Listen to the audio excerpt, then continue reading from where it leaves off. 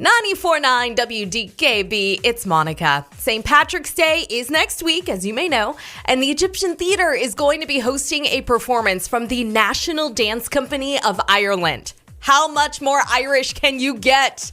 I got to chat with Dane McKiernan, who is the lead dancer and choreographer of Rhythm of the Dance, which is touring through the States. We talked about his background in Irish dancing, what it's like to tour the world with the National Dance Company of Ireland, what people can expect to see at the show, and how the Irish really feel about how Americans celebrate St. Patrick's Day.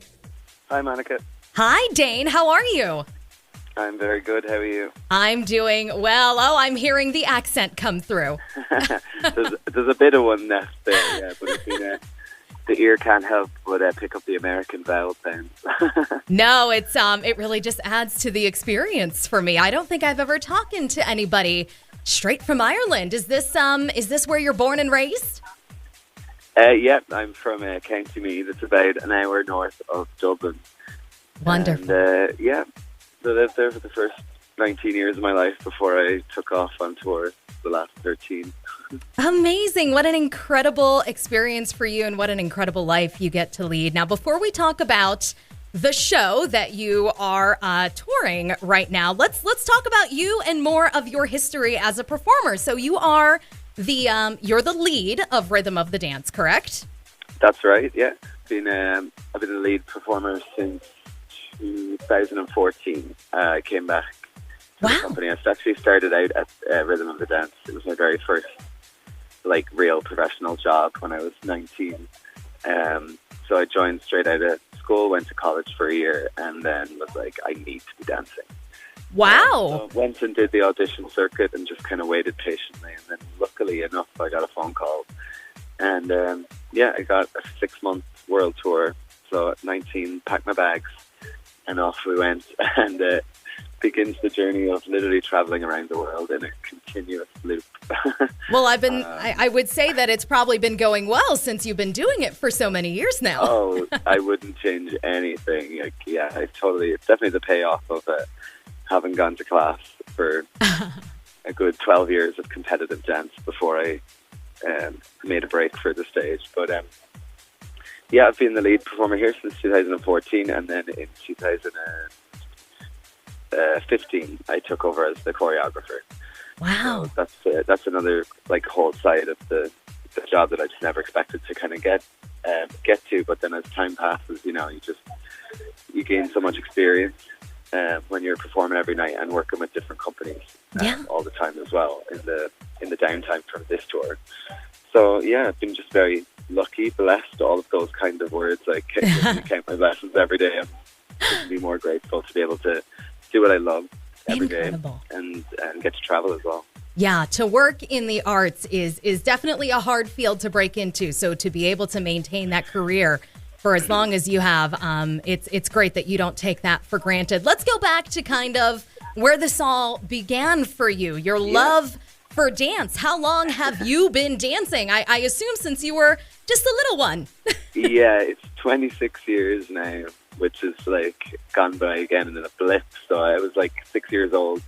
It's 1994, and Riverdance is performing on the Eurovision. Yes. And many, many, many of the dancers that are probably sitting on this tour bus right now as well, because we're currently on our way to the next city, which I actually can't think of right now, because that's what it becomes like, especially when it's just a travel day. That's life on tour. To the next, you're moving to the next place every 18 hours or something. So you're like, okay, sometimes you know where you are, sometimes you don't.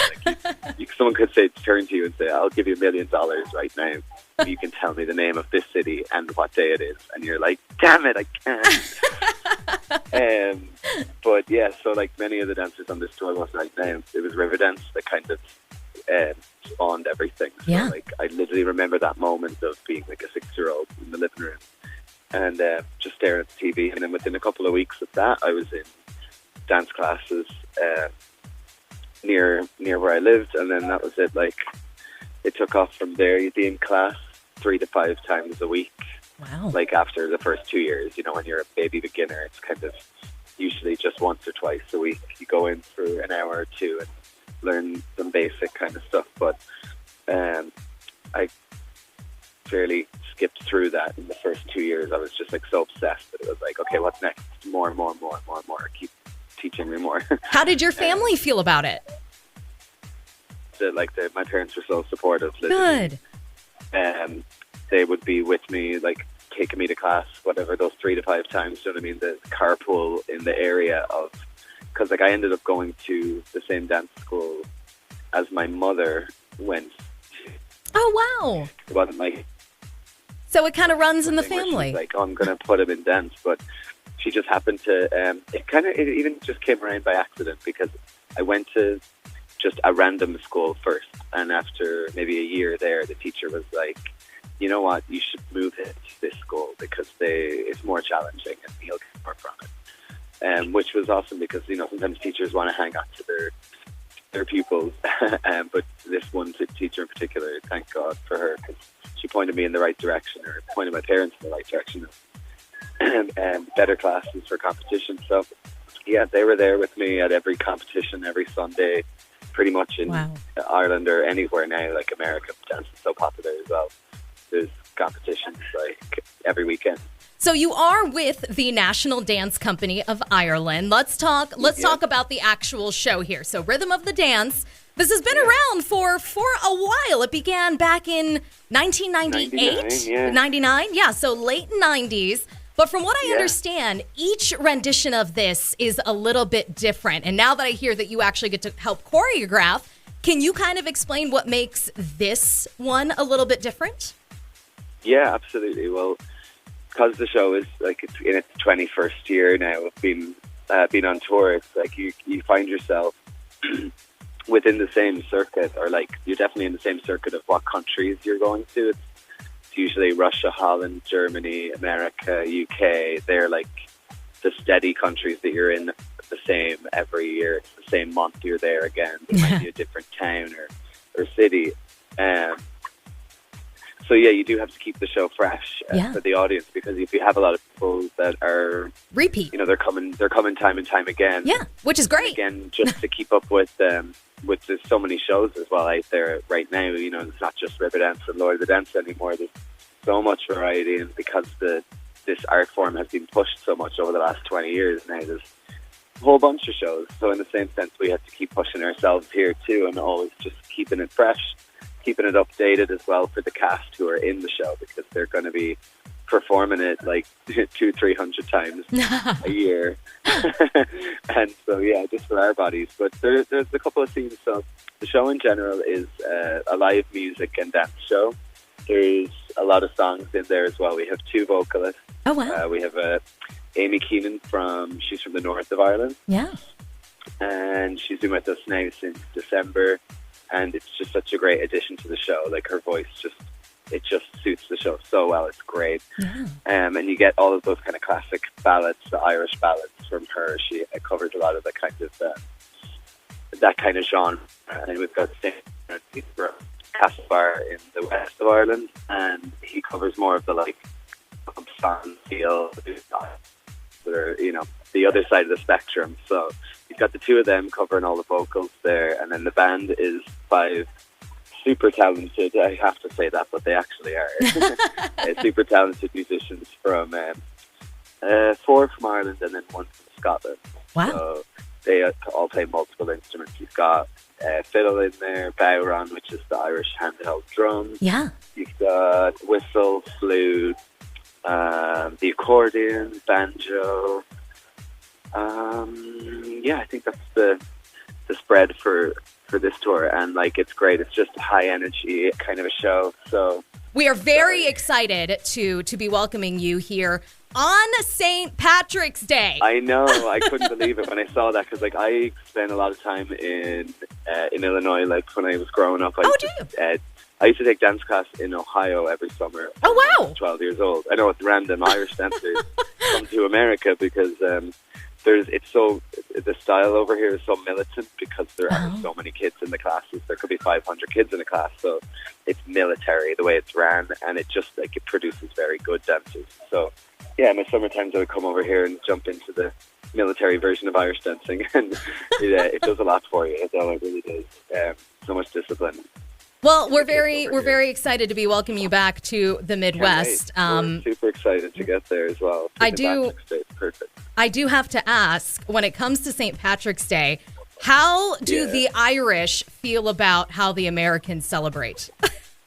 I actually was just talking to somebody about this the other night, because they were like, so what's St. Patrick's Day like in Ireland? And I was like, well, it's the same. Like, we always had the parades. Like, every single small town has, like, a parade and a celebration. Even this is in, like, the 90s before everything in the world in general became so commercialized. But, like, it's not America's fault. I think that's just how things are.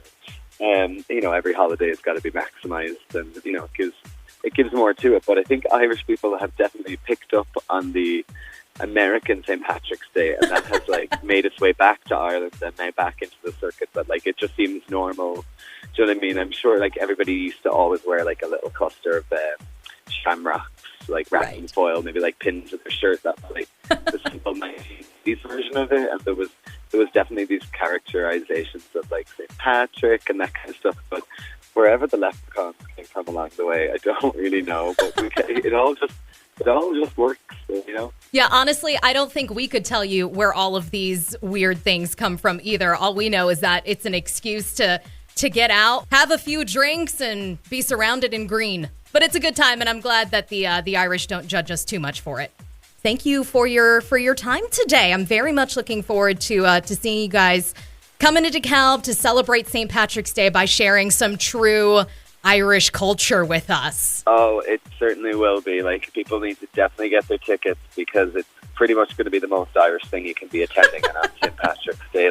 It's just going to put you in a great mood as well. That's the thing about the show. People always leave the theatre after being forced to clap for 2 hours, which how awful. You know what I mean? You can't have Irish music on one beat.